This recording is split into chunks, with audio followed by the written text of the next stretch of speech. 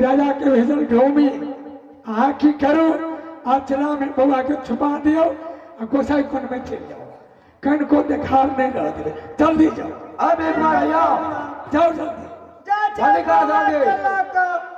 हमारे घर आ जाओ में आसरा में नुका कर कैसे टोंबा चल जाओ जल्दी करो एक बार भैया एक मेरा भैया हाँ भैया हम वास्तव में गेली कुमिनिया के पास सत्तर तकली बहुत सुंदर कुमार हमारे स्कूल से नहीं आला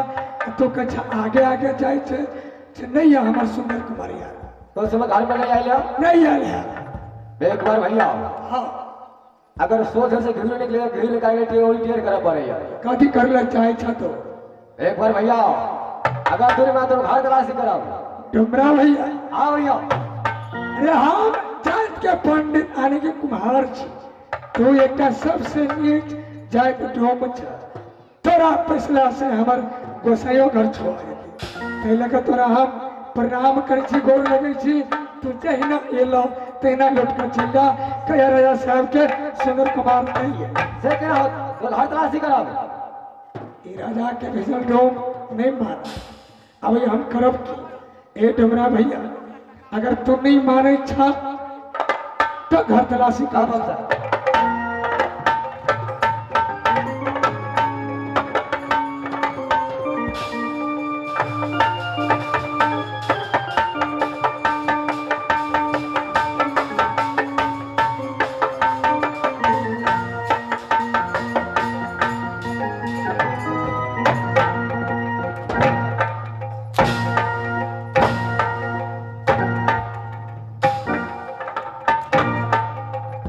बेटा सुंदर कुमार पिता दे बहुत सुंदर पिता ये मेरे भाई में नहीं हो चंदान जो सालो। मारे नीचे कमिनिया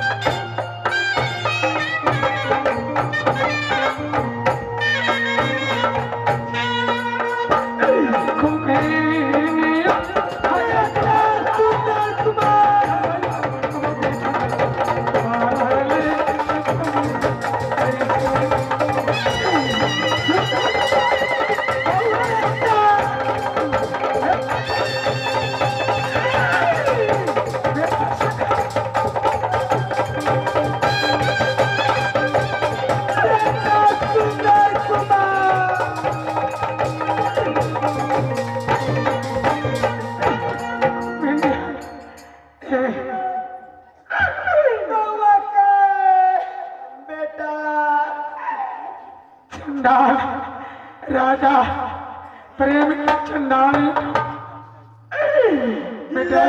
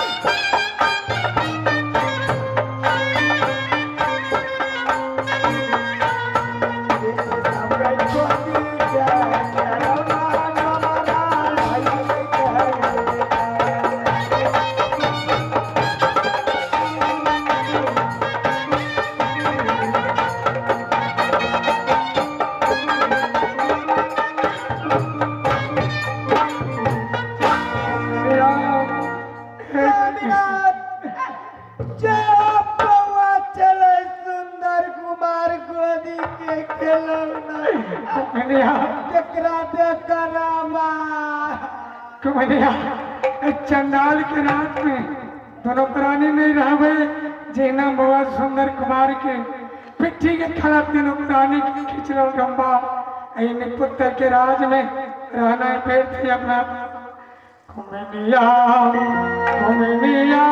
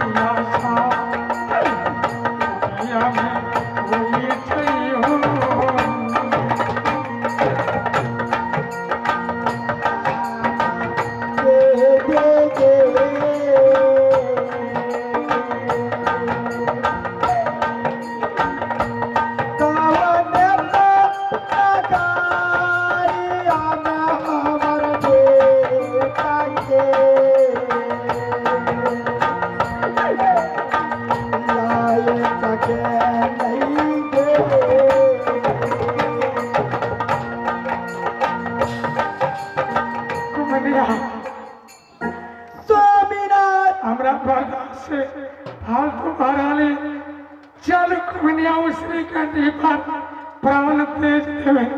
लेकिन चंडाल के मत आ जा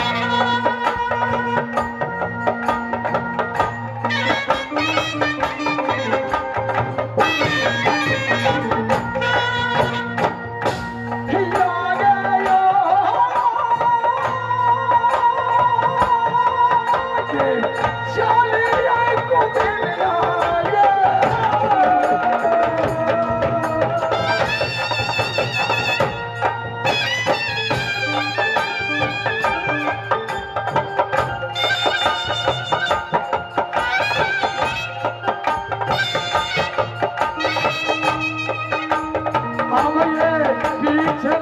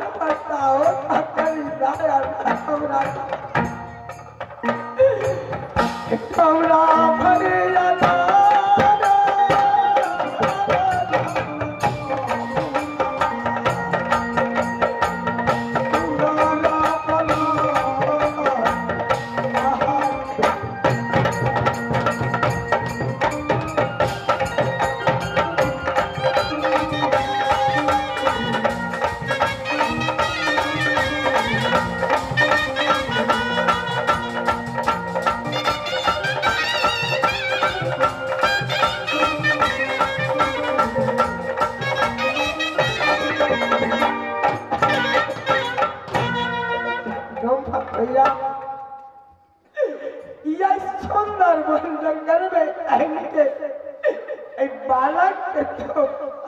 कहीं को ताया धर्म नहीं था। चलो सुंदर कुमार ए सुंदर बन जंगलिया हाँ सब कटारिया ये तोरा सुंदर बन जंगल में सगो वो तो कतल का की तोर कोर कलेजी रानी सगो पास हाजिर कर पड़े माँ भैया ऐ सुंदर बोल जंगल में तोरा राधा के ऑर्डर है कि सुंदर कुमार के कत्ल करे के लगे है ना। आवाज ये ने छोड़ दो तो चल जाओ इस देश छोड़ के होता है। आओ बदला कहीं चल बुआ गई